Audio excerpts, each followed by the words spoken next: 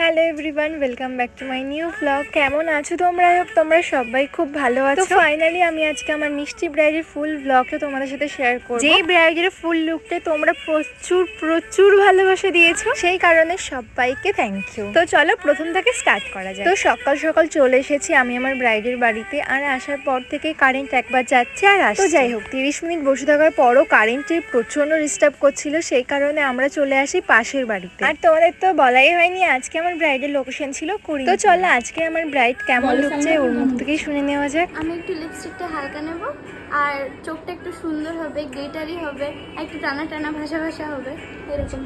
ঠিক আছে, চলো দেখা যাক কেমন লুক আসে। তো তোমরা তো শুনেই নিলে, জেনেই নিলে যে ওর কেমন লুক পছন্দ। ও হ্যাঁ, তোমাদের তো বলাই হয়নি আজকে আমার একটা আছে মুসলিম ব্রাইড। হ্যাঁ জানি তোমরা একটু অবাকই হচ্ছ।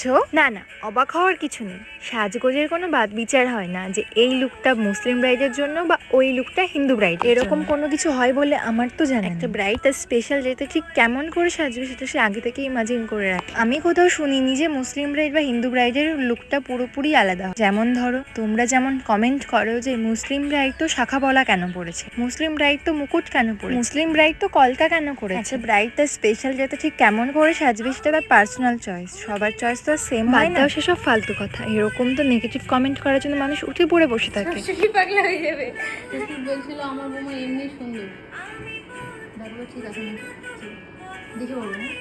তো তোমরা তো ফাইনাল লুকটা দেখেই নিলে, তোমরা আরও একবার জানাও তোমাদের কেমন লাগলো আমার এই মিষ্টি ব্রাইডের ফাইনাল লুকটা। আমার তো পার্সোনালি খুবই পছন্দ হয়েছে। খারাপ লাগবে তোমার পাশে তো কি হয়েছে? তো বলে রাখি আজকের এই ব্রাইডের ফুল ভিডিও প্লাস ফটো আমি কিন্তু নর্মাল ডে লাইট প্লাস ঘরের নর্মাল একটা ছোট্ট লাইটের দ্বারা পুরো ভিডিও ফটো ক্যাপচার করেছি, আর তোমরা তাতেই ফিনিশিংটা বুঝতে পারছো কতটা ফ্ললেস আর নিট অ্যান্ড ক্লিন লুকটা বেরিয়েছে। তোমরা যারা নিজেদের স্পেশাল যেতে এমন সুন্দর লুক চাইছো, অবশ্যই আমার নিচে দেওয়া বুকিং নাম্বারে আমার সাথে কন্ট্যাক্ট করে নিতে পারো।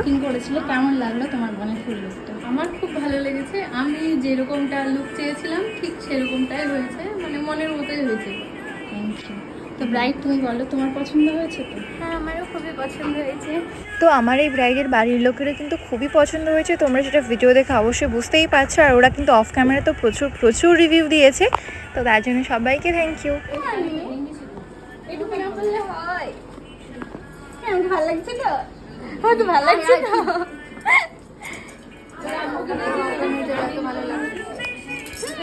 আর আমার করা এই লুকটা আমার ব্রাইডের ঠিক কতটা পছন্দ হয়েছে তোমরা এই ব্রাইডের এক্সাইটমেন্ট লেভেল দেখলেই বুঝতে পারছো নিশ্চয়ই। কেমন লাগছে? তো তোমরা তো শুনেই নিলে যে কেমন লেগেছে ওর আমার কাছে সেজে, আর তোমরাও জানিও যে ওর ফাইনাল লুকটা কেমন হয়েছে। আর তোমরাও যারা আমাকে বুক করতে চাইছো নিজেদের স্পেশাল ডেটে অবশ্যই বুক করে নাও।